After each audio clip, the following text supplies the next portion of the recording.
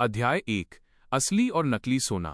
उदयपुर का जलसा होटल आज विशेष रूप से जीवंत है, क्योंकि शर्मा परिवार अपनी सबसे छोटी बेटी शनाया के बालिग होने की खुशी में एक समारोह आयोजित कर रहा है। शर्मा परिवार की सबसे छोटी बेटी बचपन से ही सुंदर रही है और पढ़ाई व प्रतिभा में भी उत्कृष्ट है। जब सब लोग शनाया को घेरकर उसकी प्रशंसा कर रहे थे, तभी शर्मा परिवार का युवा बेटा सिद्धार्थ अपने साथ एक लड़की को लेकर आया, जो उम्र में लगभग शनाया के बराबर ही थी। मम्मी पापा, शनाया हमारे शर्मा परिवार की बेटी है ही नहीं, वो तो बस एक ढोंग है। सीमा हमारे परिवार की असली बेटी है। सिद्धार्थ ने सीमा को आगे धकेला। उसका चेहरा, जो बिल्कुल मिसेज शर्मा जैसा दिखता था, सबके सामने आ गया। वहां शोर मच गया। मिस्टर शर्मा और मिसेज शर्मा दोनों को ही अपनी आंखों पर विश्वास नहीं हो रहा था। जब मिस्टर शर्मा को लगा कि उनका बेटा मजाक कर रहा है, तब सिद्धार्थ ने 2 डीएनए जांच रिपोर्ट निकाली। एक रिपोर्ट शनाया की थी, जिसके अनुसार उसका मिसेज शर्मा या सिद्धार्थ से कोई खून का रिश्ता नहीं था। दूसरी रिपोर्ट सीमा की थी, जो हालांकि केवल उसकी और मिसेज शर्मा की थी, लेकिन यह साबित करने के लिए काफी थी कि वो वास्तव में शर्मा परिवार की बेटी है। चूंकि पापा कुछ समय पहले बिजनेस ट्रिप पर थे, इसलिए मैंने केवल सीमा और मां का डीएनए टेस्ट करवाया, लेकिन सीमा निश्चित रूप से हमारे परिवार की बेटी है। डीएनए जांच रिपोर्ट पढ़ने के बाद मिस्टर शर्मा का चेहरा उतर गया। लुलू, शनाया मेरी सगी संतान कैसे नहीं हो सकती? मेरे बच्चे को किसने बदला? मिसेज शर्मा ये सदमा बर्दाश्त नहीं कर सकीं। उन्होंने हाथ में रिपोर्ट पकड़ी और बेहोश हो गईं। मिस्टर शर्मा अपनी पत्नी को गोद में उठाकर बाहर भागे। सिद्धार्थ उनके पीछे नहीं गया, बल्कि उसने शनाया की ओर देखा। खड़ी खड़ी क्या देख रही हो? घर जाओ और अपना सामान पैक करो। शनाया शुरू से अंत तक चुप रही और खामोशी से सिद्धार्थ के पीछे घर की ओर चल दी। उसके साथ सीमा भी थी।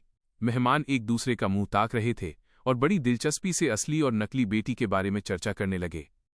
शर्मा सदन पहुंचकर सिद्धार्थ ने आदेश दिया, आरती, विमला, शनाया के साथ ऊपर जाओ और उसका सामान पैक करवाओ। ध्यान रहे कि वो घर की कोई कीमती चीज साथ न ले जाए। नौकरानी दंग रह गई।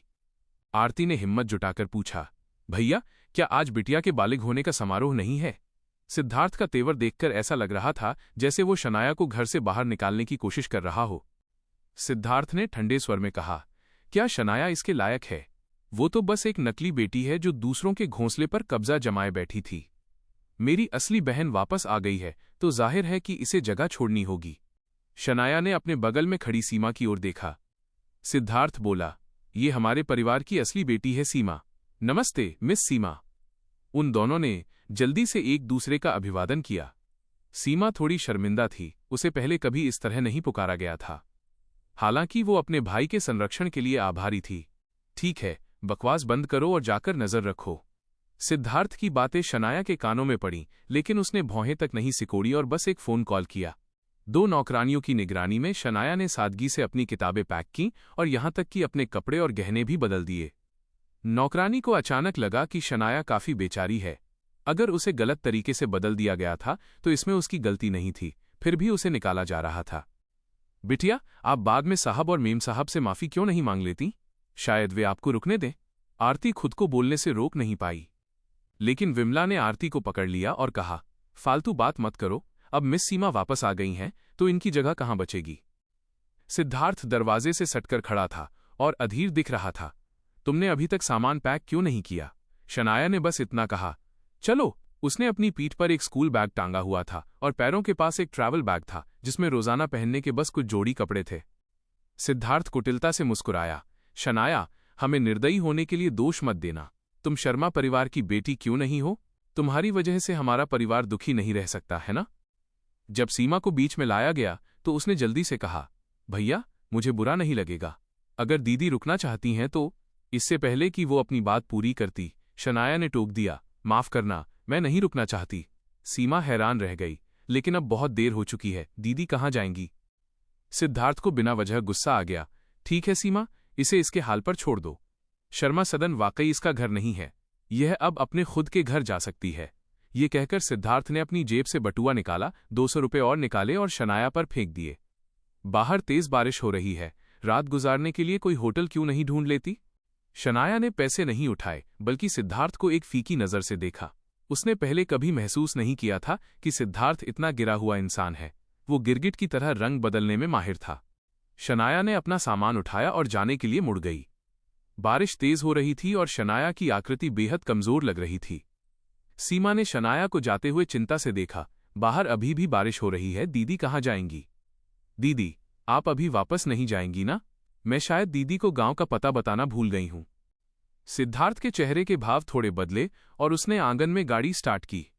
सीमा, तुम रास्ता दिखाने के लिए बैठो, मैं खुद इसे छोड़कर आता हूं। सीमा मना नहीं कर सकी, इसलिए सिद्धार्थ गाड़ी चलाकर शनाया के पीछे गया। 2 मिनट के भीतर कार शनाया के पास से गुजरी और उस पर कीचड़ उछालते हुए सामने जाकर रुक गई। सिद्धार्थ ने कार का शीशा नीचे किया। शनाया, कार में बैठो, तुम्हें इतनी दया दिखाने की जरूरत नहीं है। शनाया कार के बगल से निकल जाना चाहती थी। सिद्धार्थ ठंडे स्वर में फुसकाया, तुम्हें क्या लगता है मैं नेक काम कर रहा हूं? मुझे बस डर है कि कहीं तुम यहां से जाओ ही नहीं। अगर मैं तुम्हारे साथ न जाऊं तो? शनाया ने सड़क के पार देखा। वहां एक अजीब दिखने वाली स्पोर्ट्स कार खड़ी थी। सिद्धार्थ ने अपना आखिरी पत्ता फेंका, क्या तुम अपने असली रिश्तेदारों से जल्द नहीं मिलना चाहती? इस बात ने वाकई शनाया को झकझोर दिया। ठीक है, मैं कार में बैठती हूं। सीमा के रास्ता दिखाने के साथ सिद्धार्थ के लिए रामापुर गांव ढूंढना मुश्किल नहीं था। कार तेज चल रही थी और बाहर बिजली कड़क रही थी। सड़क के उस पार वाली स्पोर्ट्स कार ने भी जल्दी से यू टर्न लिया और पीछे हो ली। उसी समय शनाया का फोन बजा। हेलो मिस, क्या आप गलत बस में चढ़ गई हैं? नहीं मिस्टर शर्मा, मुझे खुद गांव छोड़ने जाना चाहते हैं। शनाया के लहजे में मजाक मिला हुआ था। लानत है, क्या उन्हें डर है कि आप जाएंगी नहीं? फोन के दूसरी तरफ वाले व्यक्ति ने शिकायत की। शनाया ने संक्षिप्त में कहा, तुम पहले वापस जाओ। उसने फोन काट दिया। जब सिद्धार्थ ने शनाया को बोलते सुना तो वो पीछे मुड़ा और पूछा, तुम्हें किसका फोन आया था? उससे पहले कि वो अपनी बात पूरी करता, शनाया ने अपनी आंखें बंद कर ली थीं। सिद्धार्थ ने गुस्से में स्टीयरिंग व्हील पर मुक्का मारा, जिससे लगभग दुर्घटना होते होते बची। भैया!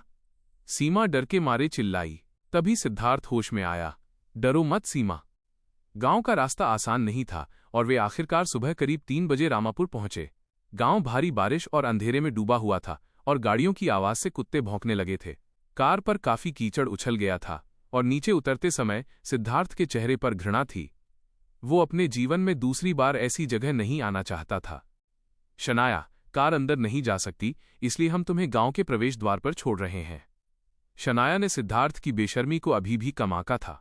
उसे ये भी नहीं पता था कि सीमा का घर कहाँ है। वो आधी रात को किसी को कैसे ढूंढेगी? सीमा कहाँ रहती है? जब शनाया ने ये पूछा तो सिद्धार्थ भी सन्न रह गया, उसे भी नहीं पता था। क्या आप चाहेंगे कि मैं इस कहानी का अगला अध्याय भी इसी तरह अनुवादित करूं?